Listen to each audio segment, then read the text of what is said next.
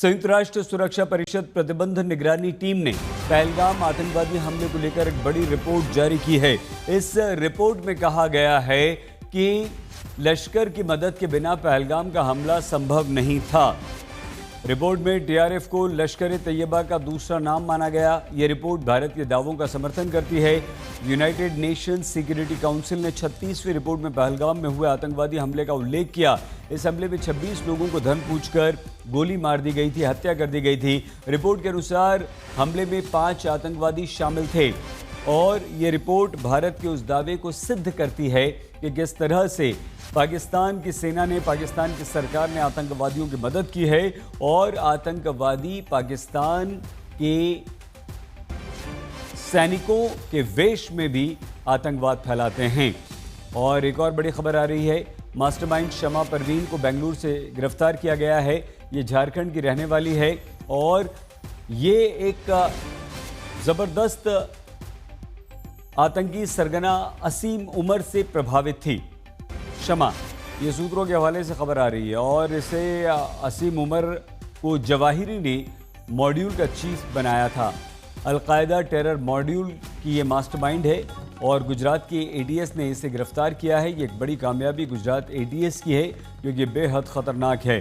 30 वर्ष की शमा परवीन, और इस शमा परवीन को गिरफ्तार किया गया है क्योंकि बेंगलुरु की रहने वाली ये शमा परवीन एक बेहद ख़तरनाक साजिश को अंजाम देने का प्रयास कर रही थी।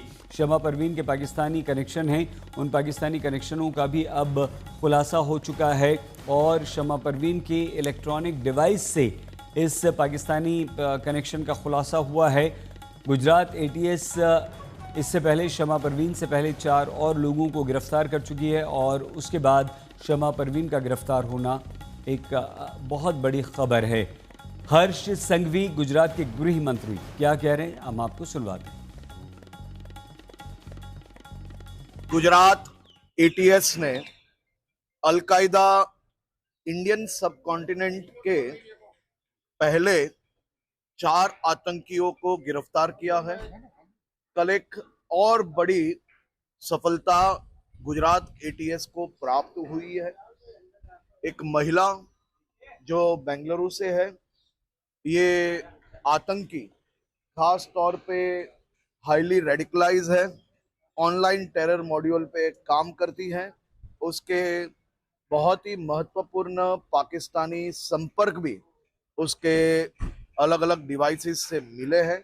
गुजरात एटीएस की ये प्रोएक्टिवली पुलिसिंग के माध्यम से 5 जितने महत्वपूर्ण ऑनलाइन टेरर मॉड्यूल पे काम करने वाले अलकायदा इंडियन सब कॉन्टिनेंट के ये आतंकियों को गिरफ्तार करने में सफलता प्राप्त हुई है। मैं गुजरात एटीएस को बहुत बहुत अभिनंदन देता हूँ।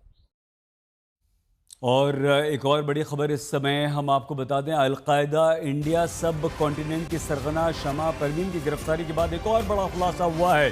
पता चला है कि इस नेटवर्क का उद्देश्य हमारे देश में धार्मिक आधार पर हिंसा फैलाना था। शमा परवीन सोशल मीडिया के द्वारा पाकिस्तान के कई लोगों के संपर्क में थी। उसके विभिन्न संपर्कों की भी अब जांच चल रही है।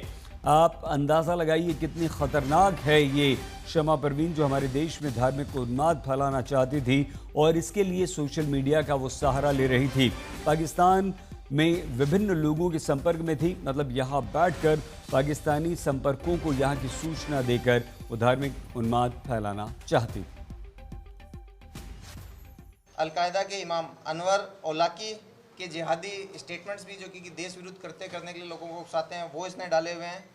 लाहौर की लाल मस्जिद के मौलाना अब्दुल अजीज़ के बयान भी जो कि देश में धार्मिक आधार, जातिगत आधार पर वैमनस्य फैला करके हिंसा फैलाना चाहते हैं, उस तरह के वीडियोज़ भी इसने डाले हैं।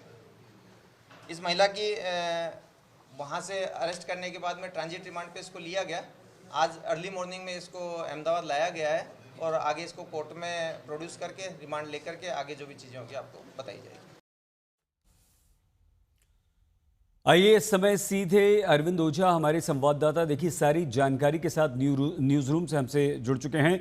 अरविंद, कितना खतरनाक शमा परवीन का प्लान था, पाकिस्तान से कनेक्शन था, सोशल मीडिया का वो इस्तेमाल करने वाली थी। ओवर टू यू, पूरी बात बताइए। देखिए सही 23 जुलाई को गुजरात एटीएस ने 4 राज्यों में ऑपरेशन चलाया।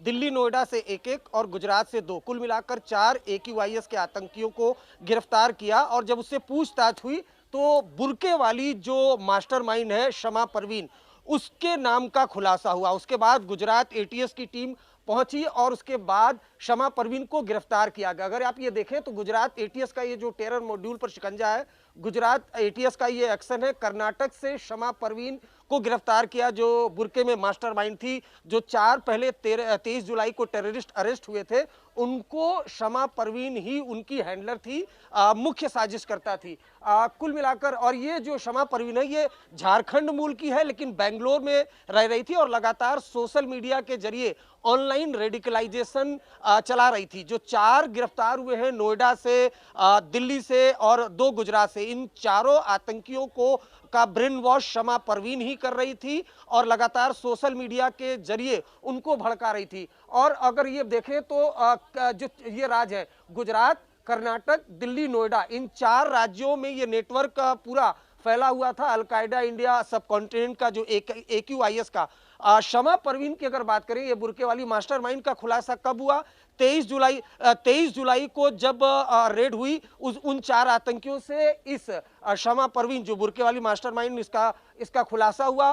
बेंगलोर पहुंची गुजरात एटीएस, इसे गिरफ्तार किया गया। मूलतः झारखंड की रहने वाली है, लेकिन कर्नाटका बेंगलुरु में रही थी। अब कर्नाटका की बात करें अगर तो कर्नाटका में कई आतंकी मॉड्यूल का भांडाफोड़ हो चुका है। अब कर्नाटक में ये झारखंड की रहने वाली है, कर्नाटक में क्यों थी, किसके कांटेक्ट में थी, ये अब इस बात की लगातार पूछताछ की जा रही है। उसके अलावा जो मौलाना आसिम उमर, जो पहला अलकायदा इंडिया सब कॉन्टिनेंट का चीफ था, जो संभल का रहने वाला था, पाकिस्तान चला गया था, उससे काफी ज्यादा प्रभावित थी। उसके बयानों को लगातार सोशल मीडिया जी। पर ही अपलोड कर रही थी। तो फिलहाल शमा परवीन को गिरफ्तार किया गया और लगातार गुजरात एटीएस और सेंट्रल एजेंसी से पूछताछ कर रही है। जी, बहुत धन्यवाद अरविंद। अरविंद ओझा हमारे संवाददाता जानकारी दे रहे थे।